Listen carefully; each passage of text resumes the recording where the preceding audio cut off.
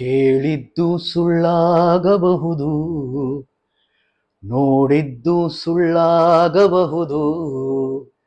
ನಿಧಾನಿಸಿ ಯೋಚಿಸಿದಾಗ ನಿಜವು ತಿಳಿಯುವುದು.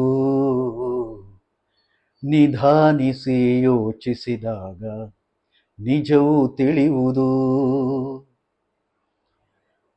ಚಿ ಉದಯಶಂಕರ್ ಅವರು ನಿಜವನ್ನ ತಿಳಿಯೋದು ಹೇಗೆ ಅಂತ ತಮ್ಮದೇ ಶೈಲಿಯಲ್ಲಿ ಬಹಳ ಸರಳವಾಗಿ ಇಲ್ಲಿ ಹೇಳಿದ್ದಾರೆ. ನೋಡಿದ್ದು ಸುಳ್ಳಾಗಬಹುದು, ಕೇಳಿದ್ದೂ ಕೂಡ ಸುಳ್ಳಾಗಬಹುದು. ನೋಡಿದ್ದನ್ನ ಮತ್ತೆ ಕೇಳಿದ್ದನ್ನ ನಿಧಾನವಾಗಿ ಯೋಚನೆ ಮಾಡಿದ್ರೆ ನಿಜ ಏನು ಅಂತ ಗೊತ್ತಾಗುತ್ತೆ. ಇದನ್ನೇ ಇನ್ನೊಂದು ರೀತಿಯಲ್ಲಿ ಪ್ರತ್ಯಕ್ಷವಾಗಿ ಕಂಡರೂ ಪ್ರಮಾಣಿಸಿ ನೋಡು ಅಂತ ಹೇಳಿದ್ದಾರೆ. ಇವತ್ತು ಯಾವುದೇ ಕ್ಷೇತ್ರದಲ್ಲಿ ಸಂಶೋಧನೆ ಮಾಡುವವರು ಬಹಳ ಮುಖ್ಯವಾಗಿ ತಿಳ್ಕೊಳ್ಬೇಕಾದಂಥ ವಿಚಾರ ಇದು. ಯಾವುದೇ ಕ್ಷೇತ್ರದಲ್ಲಿ ಸಂಶೋಧನೆ ಅಥವಾ ರಿಸರ್ಚ್ ಅಂತ ಮಾಡುವಾಗ ಮುಖ್ಯವಾಗಿ 3 ಅಂಶಗಳಿರುತ್ತೆ. ಮೊದಲನೇದಾಗಿ ಆ ರಿಸರ್ಚ್ಗೆ ಸಂಬಂಧಪಟ್ಟಂತ ಡೇಟಾವನ್ನ ಕಲೆಕ್ಟ್ ಮಾಡ್ಕೋಬೇಕಾಗತ್ತೆ. ಆ ಡೇಟಾವನ್ನ ಕಲೆಕ್ಟ್ ಮಾಡ್ಕೊಳ್ಳೋಕ್ಕೆ ನಮಗೆ 3 ದಾರಿಗಳಿದೆ. ಒಂದು, ಎಕ್ಸ್ಪೆರಿಮೆಂಟ್ ಮಾಡೋದು. ಎಕ್ಸ್ಪೆರಿಮೆಂಟ್ ಮಾಡೋದ್ರಿಂದ ನಮಗೆ ಡೇಟಾದ ಮೇಲೆ ಪೂರ್ತಿಯಾದ ಕಂಟ್ರೋಲ್ ಇರುತ್ತೆ. ಎರಡನೇದು, ಕೇಸ್ ಸ್ಟಡಿ. ಇಲ್ಲಿ ಕೆಲವೊಂದು ವಸ್ತುಗಳನ್ನು ಆಯ್ಕೆ ಮಾಡಿಕೊಂಡು ಅದರ ಬಗ್ಗೆ ನಾವು ವಿಶೇಷವಾಗಿ ಅಧ್ಯಯನವನ್ನು ಮಾಡ್ತೇವೆ. ಮತ್ತು ಮೂರನೇದಾಗಿ ಸರ್ವೆ ಅಂದರೆ ಸಮೀಕ್ಷೆ.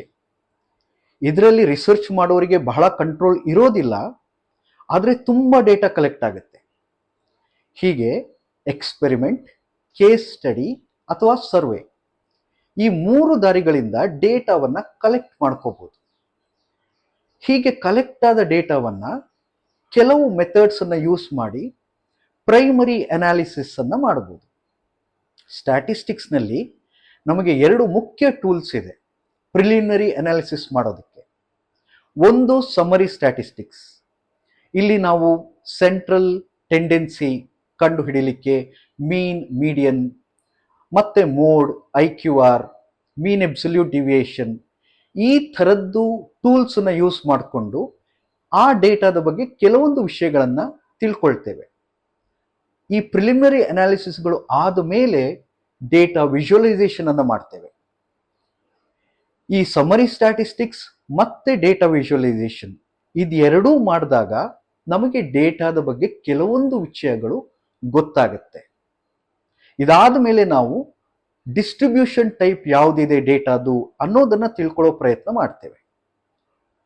ಈ ಸಮರಿ ಸ್ಟ್ಯಾಟಿಸ್ಟಿಕ್ಸ್, ಡಿಸ್ಟ್ರಿಬ್ಯೂಷನ್ ಟೈಪ್ ಮತ್ತು ವಿಜುವಲೈಸೇಷನ್ಗಳನ್ನು ಮಾಡಿದ ಮೇಲೆ ಕೆಲವೊಂದು ವಿಷಯಗಳು ಡೇಟಾದಲ್ಲಿ ನಮಗೆ ಸತ್ಯ ಅಂತ ಗೊತ್ತಾಗುತ್ತೆ.